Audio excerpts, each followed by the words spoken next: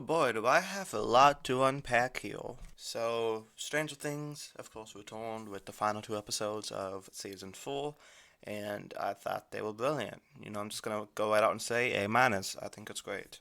All of the characters converged at like such an epic moment, and just the really cool visual effects, acting. Favorites this season, I think for 11, I really liked Max this season, Lucas, and uh, Eddie, of course.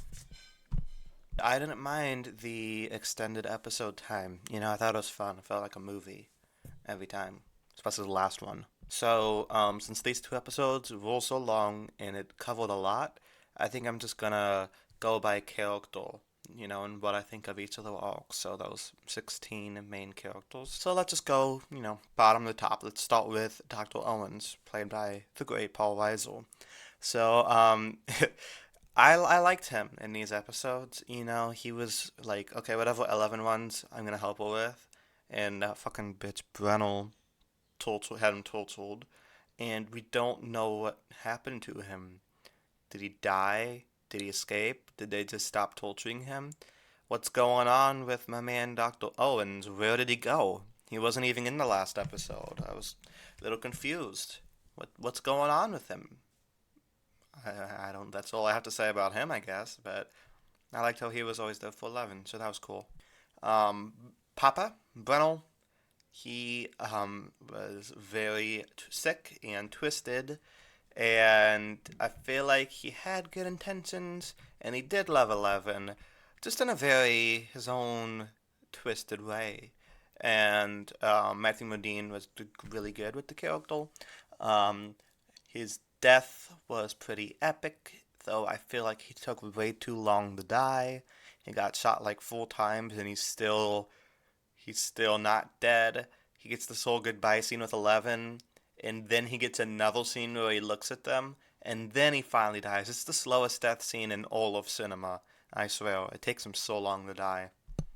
Which I think is probably like the most unintentionally funniest part of this season. Like in those Shakespeare plays when they're like, "Oh, I have been stabbed." Okay, moving on to Erica.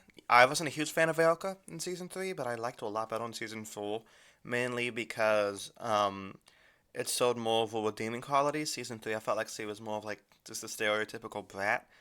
But in season 4, we get to see more of how she really does care for Lucas. And, so like, she does tease him a lot, but she is his sister. She's always there for him. And I thought that was really sweet. The little talk they had when they were all making those weapons was nice. And, her going straight into danger to save the world.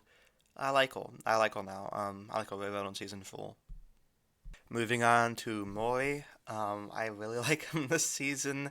He, especially in these last two episodes, he didn't get to do that much, but he did help fight the Demogorgons with his flamethrower, so that was pretty epic. He's always kind of the comic relief.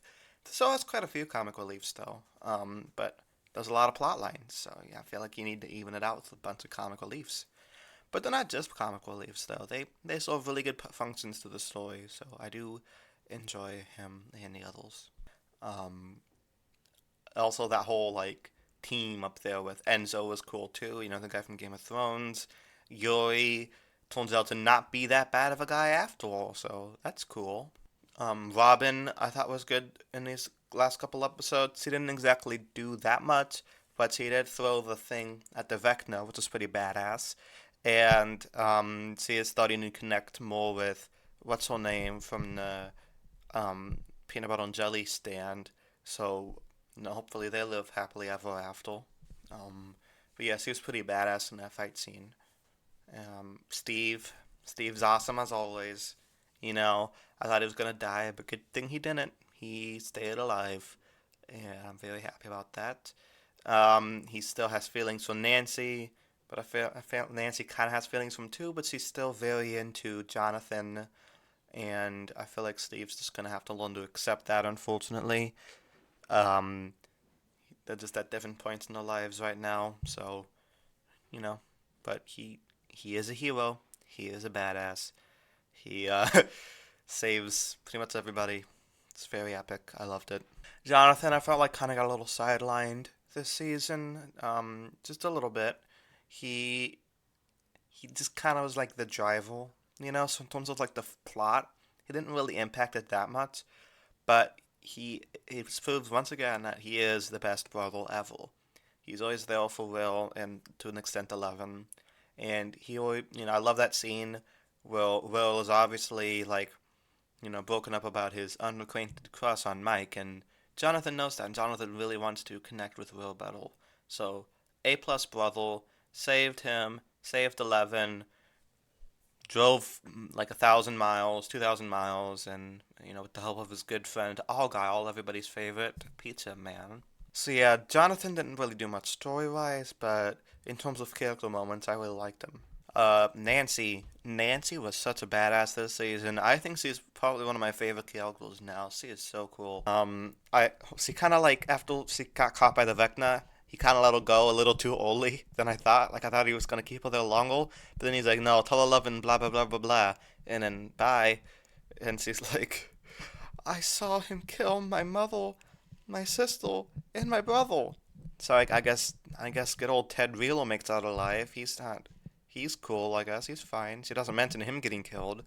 So I guess in this hypothetical scenario, he'd be the last one standing. But yeah, no, she's totally a badass. Like once he just shoots him over and over again, she's such a cool character. She's definitely reminiscent of Ripley from Alien, in my opinion. She's just one of those cool chicks.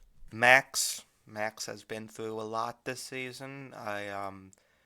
Yeah, I feel really bad for her. Just constantly, that whole mind palace thing where she was trying to think of her happiest memories was very sweet, and I love her relationship with Lucas.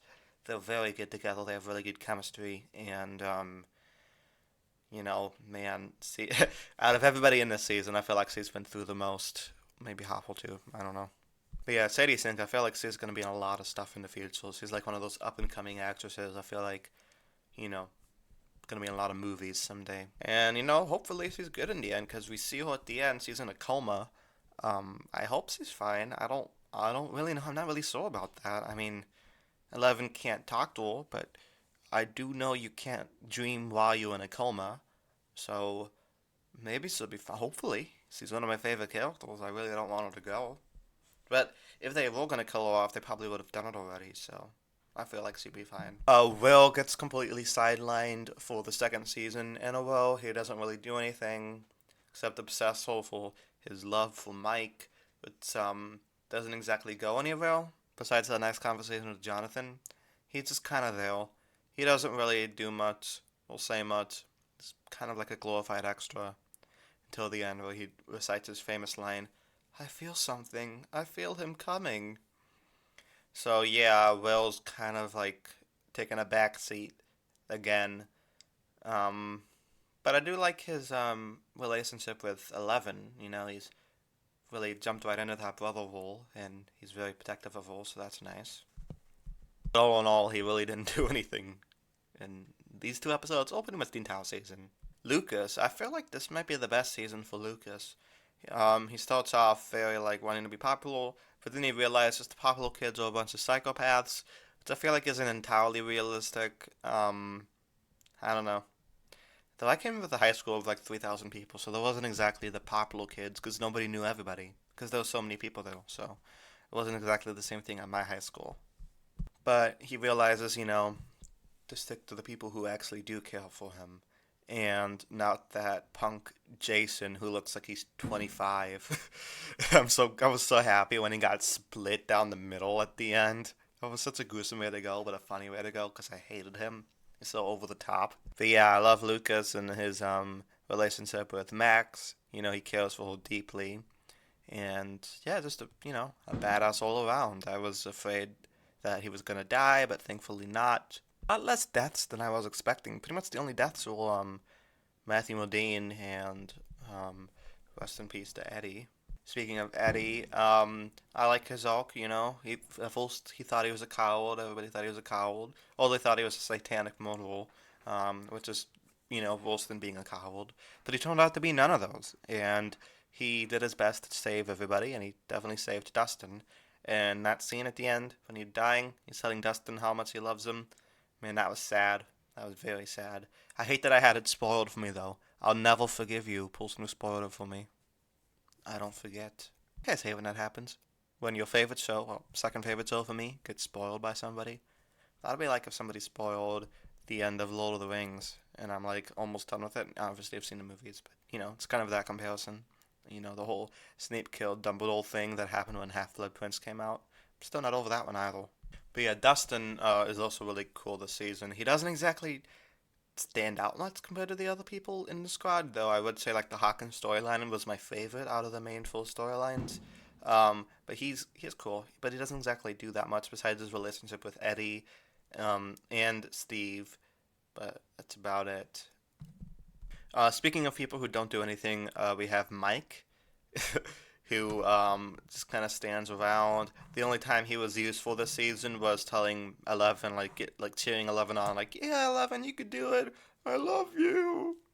Besides that, he's just kind of like moping around the stupid face. So yeah, Mike didn't exactly do much either. It's like split down the middle of characters who are useful and characters who just kind of stand around.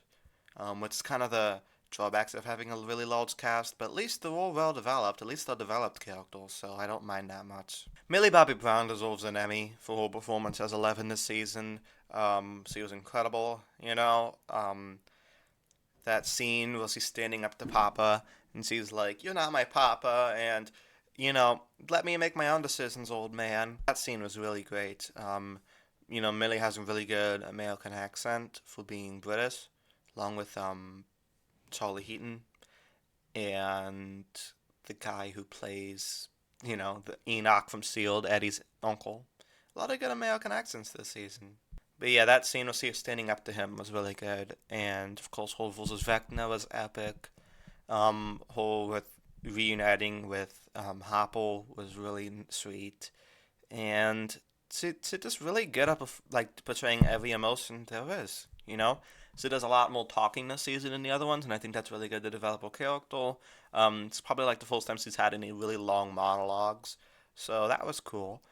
She tried to connect to Vecna the same way she did with Billy, but Billy was just an asshole. He wasn't a psychopath. Well, Vecna clearly a psychopath because even before Brennel, he killed his sister and his mom. So I feel like there's really no changing Vecna at this point. But hey, at least he tried. It was also cool once he brought down that plane. Just a bunch of badass scenes, like something out of X-Men or something. I don't know. Hopple, it was so sweet seeing him and Joyce again. I'm really happy for him. He's out of that stupid Russian prison. But not before trying to save the day once again by getting those Demogorgons with the help of Maury and Joyce. Really good trio, by the way. I just hope season 5 he doesn't have to go through that much shit again. Because, if you look at his body, he has, like, bruises and skulls all over him. And, yeah, I just hope he gets a little bit more, calm. Though Stranger Things is never really a calm show. So knowing this, he'd probably get put through the ringer again. But still, it was nice seeing him reunite with Joyce and Eleven. And he even had a sweet scene with Mike, which I enjoyed. Last but not least, we have Joyce's arc. Proving once again she's the best mother, best girlfriend, best everything. Just, complete badass. I love it. Winona's great. And then the scene ends with pretty much the apocalypse, with the Upside Down converging with Hawkins. At least that's what I gathered from that final scene. And, I kind of wish it was snowing, as Holly said, but it is not. It is the end of all things. Or at least it will be in 2+ years from now when the show comes back for its final season. I'm very excited about that, but I'm not exactly holding my breath because then I'll be dead. Because you can't do that for 2 years. So yeah, what did you guys think of these final 2 episodes of season 4? Did you think they were great? Did you not like them for some reason? Let me know why you did not like them.